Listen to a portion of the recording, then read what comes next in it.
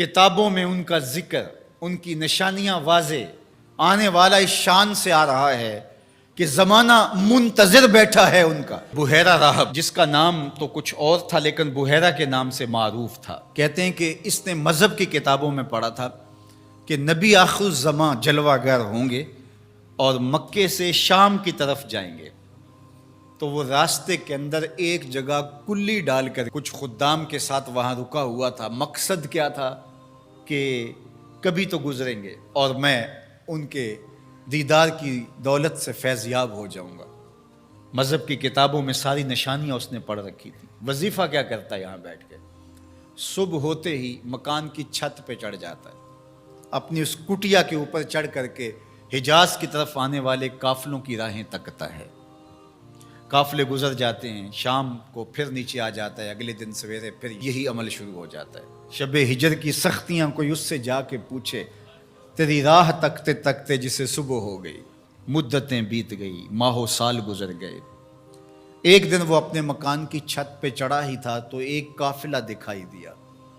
اس نے کیا منظر دیکھا کہ دائیں بائیں کے درخت سجدہ کناں ہیں۔ سمجھ گیا میرا مقصود آ گیا ہے، جس کے لیے انتظار کی گھاتیں تھیں، جس کے لیے منتظر رہا شب و روز، جس کے لیے راستے میں کلی ڈال کے بیٹھا ہوا تھا، وہ مقصود، وہ گوہر مراد آج نصیب ہونے والا ہے۔ تو جلدی سے نیچے اترتا ہے اور اپنے مصاحبوں سے کہتا ہے، جلدی جلدی اس قافلے والوں کا کھانا تیار کر دو۔ کہا کہ پہلے بھی قافلے گزرتے ہیں، یہاں رکتے بھی ہیں، آپ نے کسی کو پوچھا بھی نہیں۔ کہا بس آج کسی کی طفیل ان کو کھانا دیا جا رہا۔ یہ قافلہ جب قریب پہنچا اور انہوں نے پڑاؤ کیا، اس کی کٹیا کے قریب بہت بڑا ایک درخت تھا، وہاں رک گئے۔ تو اس نے میسج بھیجا کہ آج دوپہر کا کھانا تمہارا میرے ساتھ ہوگا، آج تم میرے مہمان ہو۔ یہ بہت خوش ہوئے کہ ہم پہلے بھی گزرتے تھے، یہاں رکتے بھی تھے، اس نے کبھی پوچھا بھی نہیں تھا، آج خاص پذیرائی ہے۔ کھانے کا وقت ہوا تو وہ آیا، اور جس طرح وہ لوگوں کے مجمع میں کسی کو ڈھونڈ رہا ہو۔ حضور علیہ السلام اونٹوں کے پاس تھے، 12 سال حضور علیہ السلام کی عمر تھی، تو آقا کریم وہاں تشریف فرما تھے اور یہ سارے یہاں کھانا کھانے درخت کے نیچے بیٹھے تھے۔ میرے والد گرامی، اللہ ان کی قبر پہ کروڑوں رحمتوں کا نزول فرمائے۔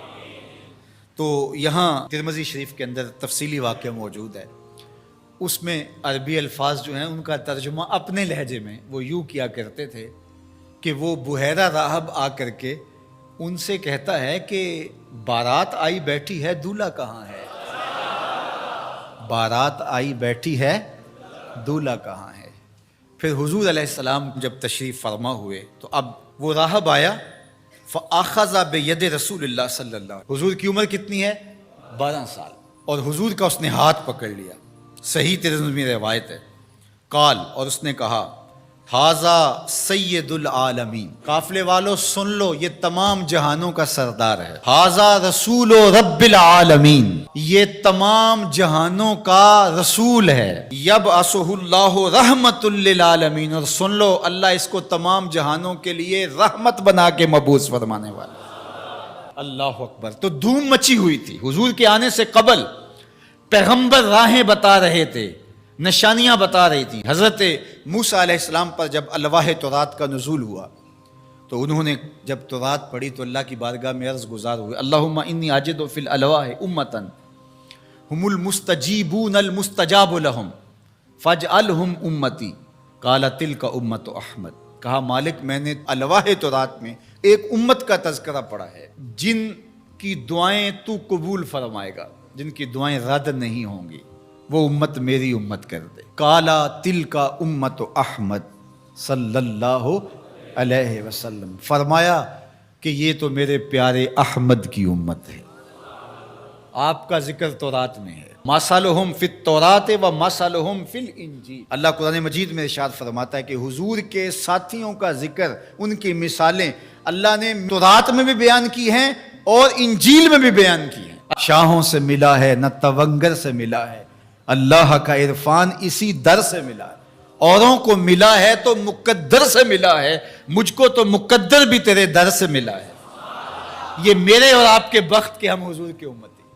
میرے والد گرامی جھوم کے پڑھا کرتے تھے محمد جانے جانا ہے پیغمبر ہو تو ایسا، محمد جانے جانا ہے پیغمبر ہو تو ایسا ہو، رسولوں کی بشارت سے مبشر ہو تو ایسا ہو، امر توقیر کا سب کو موکر ہو تو ایسا ہو، کیا ہم کو غلام ان کا مقدر ہو تو ایسا ہو۔